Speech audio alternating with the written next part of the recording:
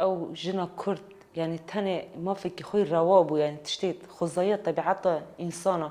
هر کسی که یعنی چا دغازه و چت خوازه بیک دانی تنه تیلک پوره و دخوینی کش سر وی اساسی هات قتل کردن و گیشت اصلا شهادته يعني دولت دستدار ودولت كو ذهنيات قالبه كو انه جن عوره يعني جن نابكو مثلا بقي ما في خوا وجن يعني ما في جنات تقدر تشتكي ده تنبه حرتش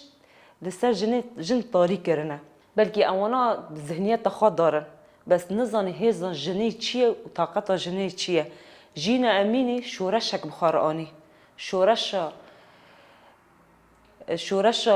روجلات کردستان دست پیکر جن بن ناو جن جیان آزادی کل هر چهار پارچه کردستان و تواهی جهان هاتا بلا کرد.